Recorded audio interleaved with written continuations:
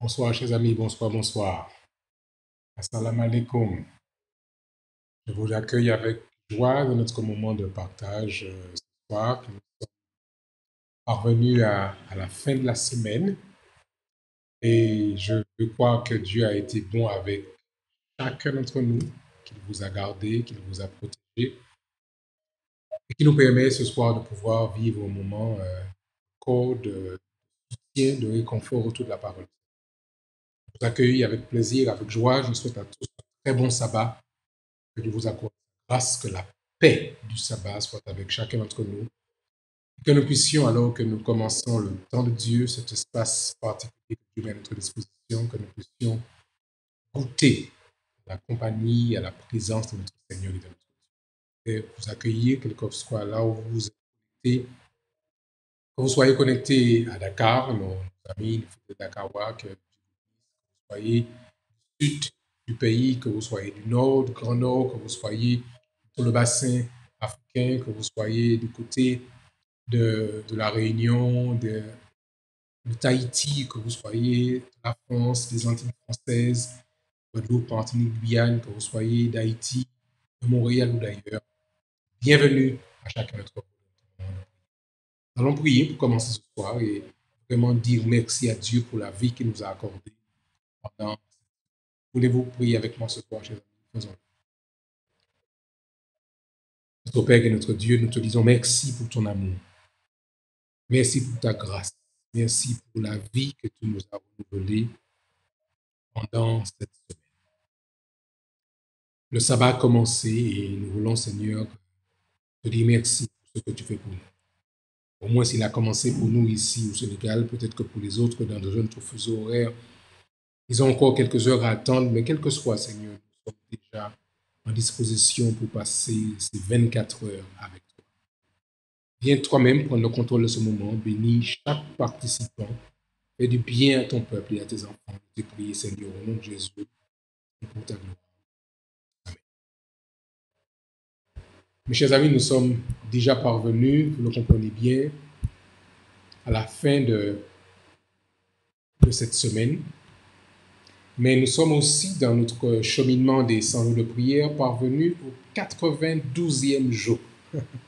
Comme le temps file et comme le temps passe vite.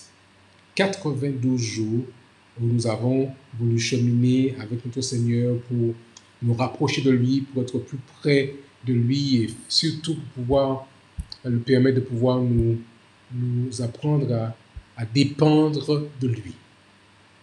Nous avons commencé le 27 mars et notre date de fin, ce sera le 4 juillet. Mais nous voulons vraiment que nous puissions remercier Dieu de ce qu'il nous a gardé pendant tout ce temps, pour les prières qui sont montées à lui, pour les bénédictions qu'il a déversées. Nous voulons vraiment remercier Dieu pour son amour et sa grâce envers nous. Ce soir, le texte qui nous est proposé est tiré du livre de l'Apocalypse au chapitre 21, verset 4 et verset 5. Celui qui va nous accompagner pour la fin de ce périple, si je peux l'appeler ainsi, de ce temps de partage, c'est le pasteur Mark Finney. Pasteur Mark Finney est connu pour beaucoup dans dans l'adventisme, c'est un écrivain prolifique, c'est un vice-président de la conférence générale, c'est un pasteur, mais c'est surtout un homme de Dieu. Un homme qui aime partager le message du retour de notre Seigneur et Sauveur Jésus-Christ. C'est avec Pasteur Mark Finley que nous allons finir cette semaine, ce soir, et puis les jours de la semaine prochaine ensemble, sous sa plume, que nous allons vivre ces dernières semaines ensemble sous le regard du Seigneur. Le livre de l'Ecclésiaste, dans la Bible, que vous connaissez sans doute, a été écrit par le sage Salomon, le roi Salomon. Et alors que Salomon termine son livre, le livre du sage, le livre de l'Ecclésiaste, il termine dans son dernier chapitre, dans la dernière portion de son livre, au chapitre 12 et au verset 15 à 16, avec ces mots que j'aimerais partager avec vous ce soir, mes chers amis. Ecclésiaste chapitre 12, verset 15 jusqu'au verset 16. Voilà ce qu'il dit, je le cite. Écoutons la fin du discours. Crains Dieu et observe ses commandements. C'est là ce que doit tout homme. Et puis, il continue en disant, car Dieu amènera en jugement toute œuvre au sujet de tout ce qui est caché, soit bien, soit mal. Voilà comment le sage termine son ouvrage, en nous rappelant qu'il y aura une fin à toute chose, et que Dieu viendra exécuter son jugement, faire l'analyse, l'examen de toute la somme des actions que nous aurons posées sur la terre, fussent-elles bonnes ou fussent-elles mauvaises. Mais la bonne nouvelle que nous voulons partager avec vous, chers amis, ce soir, c'est que nous connaissons déjà la fin de l'histoire. Vous savez, tout lecteur curieux fait comme ça m'arrive à faire de temps en temps. Quand on lit un livre, on va à la fin pour pouvoir voir le dernier chapitre et voir comment s'achève l'histoire. Et j'aimerais tellement que vous invitez à faire pareil, à vous rapprocher de la fin de l'histoire. Pasteur Mark Finney nous dit que l'une des principales raisons pour lesquelles nous ne devrions jamais vivre dans la peur et être consumés par l'inquiétude et par l'anxiété, c'est que nous connaissons la fin de l'histoire. Nous savons que la maladie n'aura pas le dernier mot. Christ aura le dernier mot. C'est ce que nous apprend la fin de l'histoire. Nous savons que le coronavirus ou tout autre virus ou encore une catastrophe naturelle, une calamité ou une guerre nucléaire ne détruira pas toute vie sur la planète Terre. Nous avons la promesse du retour de notre Seigneur et Sauveur Jésus-Christ. Nous voyons des famines, nous voyons des tremblements de terre, nous voyons la détresse des nations, nous voyons la montée d'une possible guerre nucléaire, nous voyons le potentiel d'une catastrophe nucléaire, nous voyons le changement climatique, nous voyons des pestes qui prennent la vie de milliers de personnes. Nous voyons, chers amis, tous ces désastres. Cependant, nous avons une espérance qui nous permet de nous épanouir dans les moments les plus difficiles. Le sentiment de confiance nous accompagne parce que nous avons lu les derniers chapitres de la Bible. Nous savons en effet comment se termine l'histoire. En effet, le texte pour ce soir se trouve dans Apocalypse chapitre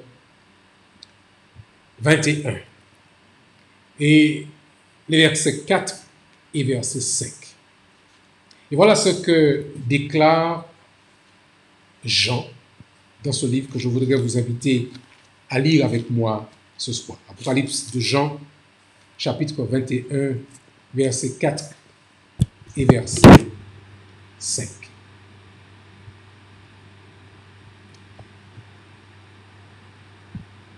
On peut lire à partir du verset 3, je pense que ce serait mieux pour une meilleure intelligence du texte. J'ai entendu du trône une voix forte qui disait: Voici le tabernacle de Dieu avec les hommes. Il habitera avec eux. Ils seront son peuple et Dieu lui-même sera avec eux. Verset 4 pour nous ce soir. Il essuiera toute larme de leurs yeux et la mort ne sera plus. Il n'y aura plus ni deuil, ni cri, ni douleur, car les premières choses ont disparu. Verset 5. Et celui qui était assis sur le trône dit: Voici, je fais toutes choses nouvelles. Et il dit: Écris, car ces paroles sont certaines et véritables. Voici la promesse que Dieu nous fait. Voici comment Dieu nous annonce la fin de cette histoire tragique du mal et du péché sur la terre.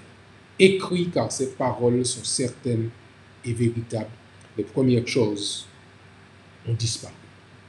Alors, chers amis, l'apôtre Paul va lui-même dire la même chose à sa manière dans le livre de Tite, au chapitre 2, verset 13. Il dit, je le cite, l'apôtre Paul: Nous attendons la bienheureuse espérance et la manifestation de la gloire du grand Dieu et notre Sauveur Jésus-Christ. Tite, chapitre 2, verset 13. Chers amis, vous et moi, nous sommes des chrétiens. Nous sommes des adventistes du 7e jour, c'est-à-dire ceux et celles qui attendent avec impatience, j'ose ajouter, le retour de Jésus.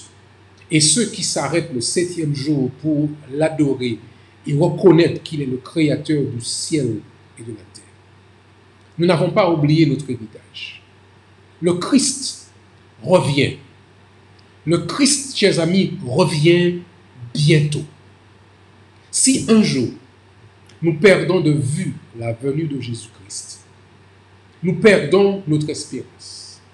Mais parce que nous sommes ceux qui attendent, c'est le mot advent, c'est le mot de ceux qui attendent, parce que nous sommes des adventistes, parce que nous attendons le retour de Jésus. Au-delà de ce qui est, nous voyons ce qui sera. Au-delà d'aujourd'hui, nous voyons demain. Au-delà de la maladie, nous voyons la santé. Au-delà de l'air qui transporte les pestes, nous voyons l'air pur quand il n'y aura plus de peste. Dans ce contexte, où se développe un nombre sans cesse croissant de catastrophes naturelles, de troubles politiques, d'incertitudes économiques et de pestes qui font rage, nous voyons les signes de la venue de notre Seigneur. Bien que Dieu ne soit pas à l'origine de ces catastrophes, il poursuit un but en permettant qu'elles se produisent. Il nous appelle, il vous appelle à dépendre totalement et complètement de lui. Il nous appelle à nous mettre à genoux. Il nous appelle à une vie de prière plus profonde et à une expérience d'étude de la Bible plus riche. Il nous révèle que le monde dans lequel nous vivons n'offre aucune certitude. Christ est notre assurance. Il est notre sécurité. Il est notre sauveur. Il est notre rédempteur. Il est notre libérateur et notre roi qui vient. Que fait ce virus lorsque nous le voyons se propager aussi rapidement? Il nous appelle à la raison. Ce monde n'est pas tout. À vous et à moi, chers amis, Christ parle. Nos vies sont fragiles. Chacun d'entre nous vit dans ce corps de terre fragile. Mais au-delà de ce qui est, quelque chose de meilleur arrive. C'est gloire du Christ. Quelque chose qui vaut la peine de vivre au-delà de cette vie, au-delà de nos peurs, au-delà de nos inquiétudes, pour nous préparer pour le prochain retour de notre Seigneur et Sauveur Jésus-Christ. Alors je voudrais terminer ce soir en lisant pour vous notre portion de l'Écriture tirée du livre des Hébreux, au chapitre 12 et les versets 1, verset 2. Voilà ce que dit l'auteur de ce livre. Nous donc aussi, puisque nous sommes environnés d'une si grande nuée de témoins, il dit, je le cite, « Rejetons tout fardeau et le péché qui nous enveloppe si facilement et courons avec persévérance dans la carrière qui nous est ouverte. » Verset 2. C'est ça, le verset avec lequel je voulais terminer avec nous ce soir. Ayant les regards sur Jésus. Ayant les regards sur Jésus, le chef et le consommateur de la foi, qui, en vue de la joie qui lui était réservée, a souffert la croix, méprisé l'ignominie et la honte, et s'est assis à la droite du trône de Dieu. Mes chers amis, Christ, déjà assis à la droite de son Père, et il nous invite un jour très bientôt à venir nous asseoir avec lui sur des trônes qu'il a préparés pour vous et pour moi, afin que nous puissions régner avec lui pendant l'éternité. Nous connaissons la fin de l'histoire. Et la fin de l'histoire, c'est une histoire glorieuse. La fin de l'histoire, c'est une apothéose grandiose, c'est une fête, c'est un feu d'artifice brillant à la gloire de Dieu qui va nous introduire dans la vie éternelle. Alors que ce sabbat va commencer, je voudrais vous inviter, chers amis, mes chers amis, à vous préparer, à nous préparer à vivre avec Dieu pour l'éternité. Bientôt, très bientôt, Jésus reviendra. Vous savez, quand nous avons commencé les 100 jours de prière, certains se disaient, 100 jours c'est long, mais 100 jours c'est court avec Jésus. De la même manière que chacun de ces jours nous rapproche de la fin des 100 jours, de la même manière, chaque jour que nous vivons nous rapproche de la fin de ce monde et nous rapproche du retour de Jésus. Un jour, très bientôt, ce sera le dernier jour. Et ce jour-là, ce sera un jour spécial et merveilleux. Nous allons pouvoir enfin voir Jésus-Christ et vivre avec lui pendant l'éternité. Je vous invite à vous préparer dans ce sens. Je voudrais vous inviter aujourd'hui à consacrer du temps à étudier la parole du Seigneur, à consacrer du temps à ouvrir nos cœurs et nos âmes à recevoir ce que Dieu a en réserve pour chacun d'entre nous. Je partage avec vous ces dernières citations tirées du livre de la tragédie des siècles à la page 736 et 737. Après quoi, je voudrais vous inviter à prier. Tragédie des siècles à la page 736 et 737. À mesure qu'ils se déroulent, les siècles éternels apporteront avec eux des révélations toujours plus glorieuses de Dieu et de son Fils. Le progrès dans l'amour, la révérence et le bonheur marchera de pair avec celui des connaissances. Plus les hommes apprendront à connaître Dieu, plus aussi grandira leur admiration de son caractère. Et au fur et à mesure que Jésus dévoilera aux élus les mystères de la rédemption et les résultats du grand conflit avec Satan, leurs cœurs tressailliront d'amour et de joie, et le chœur de louange exécuté par 1000 millions de rachetés s'enflera, puissant et sublime. Toutes les créatures qui sont dans le ciel, sur la terre, sous la terre et sur la mer, et tout ce qui s'y trouve, je les entendis qui disaient, à celui qui est assis sur le trône et à l'agneau, soit louange, l'honneur, la gloire et la force au siècle des siècles. La grande tragédie est terminée. Le péché et les pécheurs ne sont plus. L'univers est purifié. Dans l'immense création, tous les cœurs éprouvent la même allégresse. Des ondes de vie, de lumière et de joie, jaillissant du trône du Créateur, envahissent les derniers recoins de l'espace infini. De l'atome le plus imperceptible au monde les plus vastes, tant des êtres animés que des objets inanimés s'élèvent par la voix de leur beauté incomparable et de leur joie sans mélange. Un cantique d'allégresse proclamant que Dieu est amour. Tragédie des siècles à la page 736 et 737. Je voudrais, chers amis, vous inviter maintenant à vous joindre à moi, afin que nous puissions offrir nos actions de grâce et nos louanges à Dieu, alors que nous commençons ce temps qui lui appartient, le temps du sabbat, ce temps qu'il s'est marqué, qui annonce et qui préfigure l'éternité où nous vivons avec lui pour ne plus jamais être séparés. Pendant que nous prions, je voudrais que nous ne puissions pas oublier Elisimi Salambo qui nous demande de prier pour sa fille, pour son petit-fils et en particulier pour que ce petit-fils soit reconnu par son père. Nous voulons aussi continuer à prier pour Georgette Modeste à la Guadeloupe qui souhaite que nous puissions continuer à intercéder pour elle et pour tous ceux qui sont malades et qui souffrent alors que nous commençons ce sabbat. Que Dieu les bénisse et qu'il les garde. Voulez-vous vous incliner avec moi? Nous allons prier et adorer notre Dieu. Dieu, créateur du ciel et de la terre, trois pères, trois fils, trois Saint-Esprits. En tant que créature, nous voulons aujourd'hui nous arrêter pour t'adorer.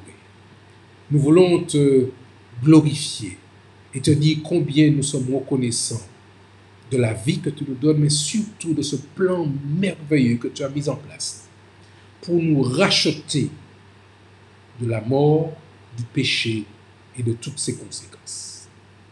Alors que nous nous préparons à entrer dans le temps de Dieu, le temps du sabbat, un temps qui est sacré, nous voulons, Seigneur, nous incliner devant toi et t'adorer et te dire toute notre adoration, notre soumission à ta parole. Et alors, Seigneur, que nous sommes en ta présence, déverse ton priant sur chacun d'entre nous l'assurance que nos noms sont inscrits dans le livre de vie et que quand tu reviendras très bientôt, nous pourrons vivre avec toi pour ne plus jamais être séparés. Nous te recommandons, Seigneur, alors que nous prions ceux qui sont malades, ceux qui souffrent, ceux qui pleurent, ceux qui sont tristes. Renouvelle leur joie intérieure. Rappelle-les que tu vas bientôt revenir et qu'il n'y aura plus ni cri ni douleur parce que les premières choses auront disparu. Prends pitié de ceux qui te cherchent. Nous te recommandons Elisimi avec sa famille, sa fille et son petit-fils. Fais pour eux, Seigneur, selon ta volonté. En rappelant à chacun d'entre eux que toi, le Père sacré, tu reconnais tes enfants et tu nous dis, vous êtes mes fils et mes filles bien-aimés. Merci de ce que tu prends soin de Georgette, là où elle est en cet instant, que tu la fortifies et tous ceux qui sont malades et qui cherchent ta puissance et qui cherchent la guérison du corps, mais aussi la guérison de l'âme. Garde-nous dans ta paix, dans ta grâce et dans ton amour. Je t'ai prié, Seigneur, humblement, au nom de Jésus et pour ta gloire. Amen. Amen. Je voudrais donc, chers amis, vous souhaiter à tous un très bon sabbat en Jésus. Que Dieu vous accompagne, qu'il vous accorde ses grâces. Nous avons prévu d'être là demain soir par la grâce de Dieu. Je vous invite à faire des plans pour être avec nous si vous le pouvez. Ce sera pour nous une joie de pouvoir terminer ce sabbat et commencer la semaine avec vous. Nous vous souhaitons déjà à tous un très bon sabbat. Que Dieu vous bénisse et qu'il vous garde. Sabbat shalom, que la paix du sabbat soit avec vous. Bon courage à chacun Et rappelons-nous une chose, bientôt ce sera le retour de Jésus-Christ où nous serons rassemblés et nous pourrons être ensemble pour jamais être séparés. Bon sabbat à tous, mes chers amis. Que Dieu vous bénisse et qu'il vous garde. Je vous dis demain soir.